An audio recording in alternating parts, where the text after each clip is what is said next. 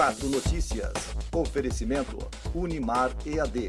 Tradição e qualidade ao seu alcance. Acesse unimar.br. Taust, faz toda a diferença.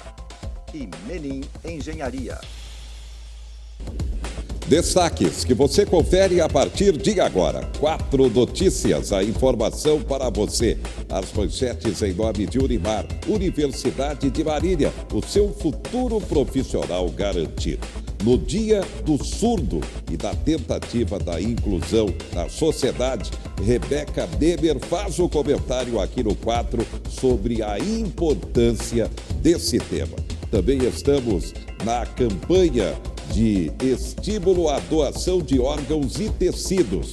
A equipe de Marília continua trabalhando assiduamente para buscar doações no momento difícil de falecimento de entes queridos das famílias. Ainda como destaque, governo do estado anuncia nova política habitacional. Você tem propriedade rural? Prazo para o envio da declaração do ITR, o Imposto Territorial Rural, vence neste dia 30. Veículo placa final 7 está terminando o prazo para licenciamento. E também, momento com relação à análise do governo Bolsonaro. Cai a popularidade segundo pesquisa do Ibope. A partir de agora, 4 Notícias. A informação para você.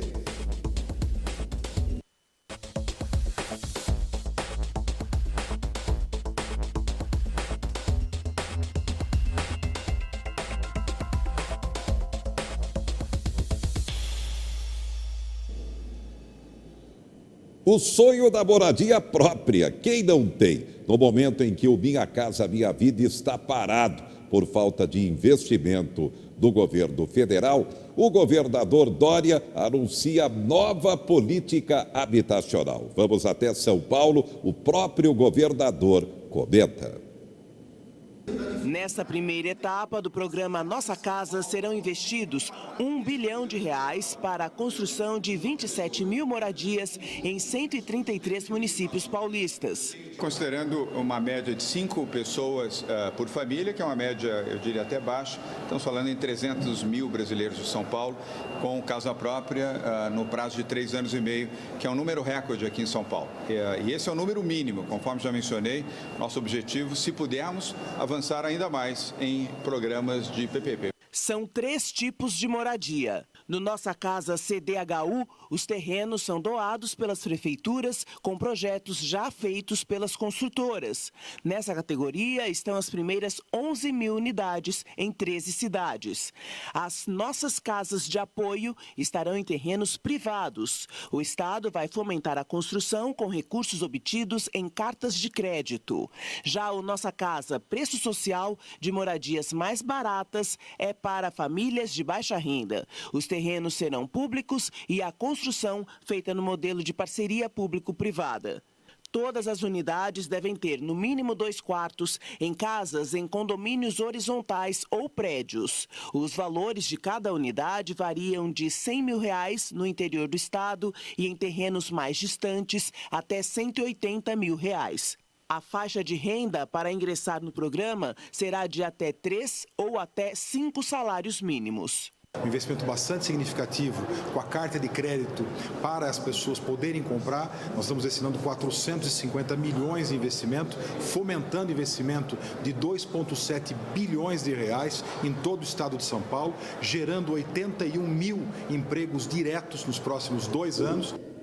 Agora vamos esperar a prática. Destaques do momento: saques de até R$500 do Fundo de Garantia para trabalhadores nascidos entre maio e agosto, começando desta sexta-feira. Mas atenção, apenas para quem é cliente da Caixa Federal. Por enquanto, apenas para quem é cliente, portanto, R$500 para nascidos entre maio e agosto, cliente da Caixa Federal. Para quem não é cliente, o pagamento começa Apenas em outubro, o governo fecha acordo com o Congresso Nacional para garantir mega leilão do pré-sal. Banco Central eleva para apenas 0,9% a previsão de crescimento do PIB esse ano, ou seja, menos de 1%. Na verdade, o brasileiro quer retomada do crescimento da economia, emprego, melhor qualidade de vida. Está tudo travado, tudo dependendo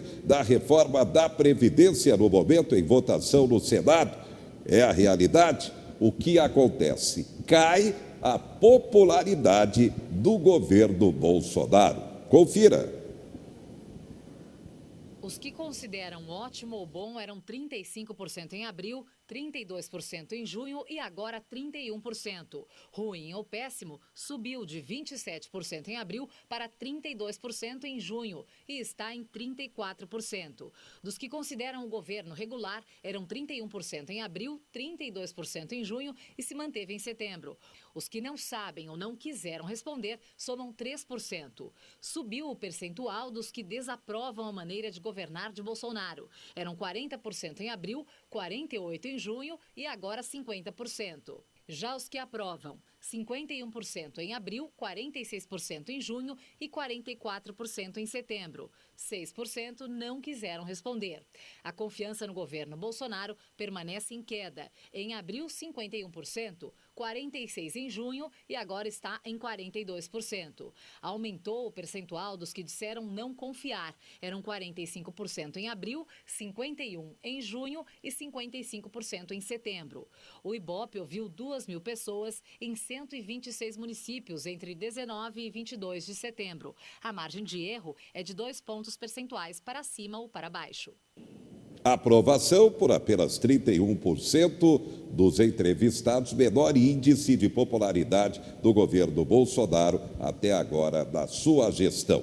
Para comentar esse dado, convidamos o jurista Luciano Braz. É o nosso convidado aqui no estúdio. Doutor Luciano, boa noite.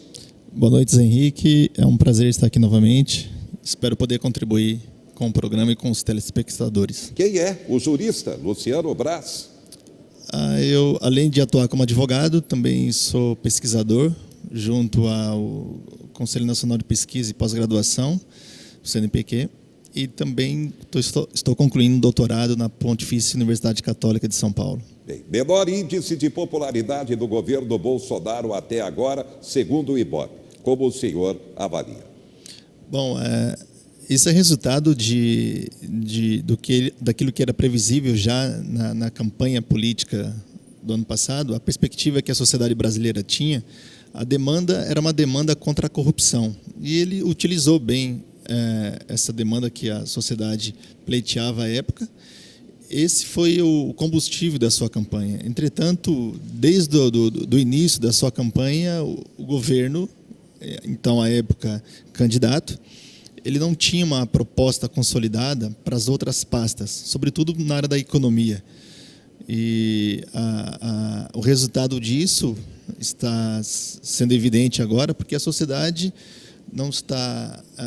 Percebe-se que alguns direitos, os direitos fundamentais, corte de gasto em algumas áreas que são essenciais, principalmente na pesquisa científica, na área da saúde, na área educacional, isso revela o quão drástico está sendo este governo, que iniciou sem uma proposta segura e sem uma equipe consolidada.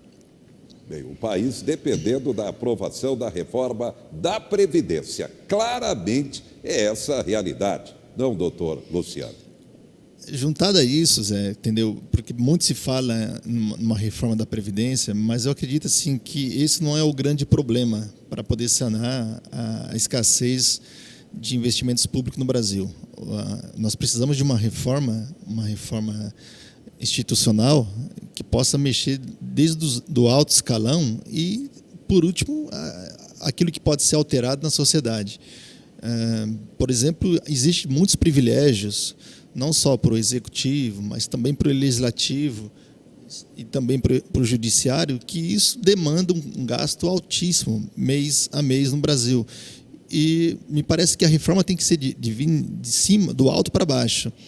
E é o que o governo me parece, por falta de uma força política, até de estratégias políticas, me parece também, por falta dele não ter essa liderança dentro do próprio Congresso, você percebe que alguns que são aliados do seu partido, vez ou outra, estão reclamando das atitudes do governo, e isso demonstra o quê? Uma certa fragilidade do governo, e onde ele percebe-se que, de certa forma, ele está um pouco amarrado. Ou seja, a falta de diálogo também com os outros poderes, e também essa postura de um governo que tem uma característica um tanto quanto colonialista. O último discurso dele, que ele fez lá na ONU, tentou trazer para a comunidade internacional que o governo brasileiro é um governo que está atento à corrupção e etc., mas também faltou a oportunidade ali naquele momento dele estabelecer algumas alianças no âmbito da geopolítica, né? Ele veio com um discurso de perseguição às bruxas, vamos dizer assim, né? De certa forma mandando um recado para aqueles governos, aqueles estados ditos estados que têm uma ideologia socialista. Fez crítica a alguns países aqui da América Latina e ao antigo governo também, mas se percebe que esse governo está tomando algumas características que ocorrem no Brasil desde do início da década de 80. Né? Na República Federativa do Brasil, nós nunca tivemos uma política de Estado, nós sempre tivemos uma política de governo, e não uma política de Estado. E por isso é um pragmatismo, né? Entra um governo, troca toda a ideologia, surge um outro, troca novamente, e nós nunca vemos a ideia de república se consolidar. O que seria uma ideia de república? Onde os direitos fundamentais do povo, de certa forma, fosse assegurado. Moradia, saúde, educação de qualidade, o que no Brasil não existe. E o governo começa a ter certa dificuldade para a aprovação de matérias no Congresso Nacional. Inclusive, adiamento por uma semana da votação da reforma da Previdência no Senado. Senhor comenta. Isso revela o quê? Que ele não tem uma liderança consolidada dentro do Congresso, né? E aqueles que o representam, tanto no Senado como na Câmara, não me parece que eles não têm o mesmo discurso, não têm um discurso afinado, né? Isso revela o quê? Que o governo ele é um governo ideológico para alguns, né? E dentro do Congresso, se não tiver um discurso, se não tiver o diálogo consolidado, evidentemente não vai conseguir aprovar nenhuma medida, nenhuma proposta de lei, de reforma ou coisa do tipo. Me parece que ainda o cidadão Bolsonaro ele precisa despertar ainda e verificar que ele hoje é o chefe do executivo de um país, e ele deve atuar como um presidente, como um governador de uma nação. E os atos dele me parece que não vão nessa linha. Não sei, a equipe dele que o aconselha, a equipe econômica dele, a equipe de estratégias políticas, se tem esse diálogo, ou enfim, ou se o aval é sempre o dele. A gente vai para um rápido intervalo. Daqui a pouco o Luciano Braz vai comentar o assunto do momento no Supremo. Maioria do Supremo acaba de tomar a decisão. Vota a favor de tese que pode anular sentenças da Operação Lava Jato. O julgamento é suspenso pelo presidente do Supremo, o ministro marinense Dias Toffoli. Daqui a pouco também você confere a campanha para estimular a doação de órgãos e tecidos, ITR, Imposto Territorial Rural. Prazo para o envio da declaração, a Receita Federal, termina dia 30. E ainda, no Dia do Surdo, para a luta pela sua inclusão à sociedade, um comentário especial de Rebeca Demer, a marinense que realmente tem a sua campanha permanente de valorização da pessoa com esse tipo de deficiência e também da comunicação através da linguagem de sinais. Destaques do momento.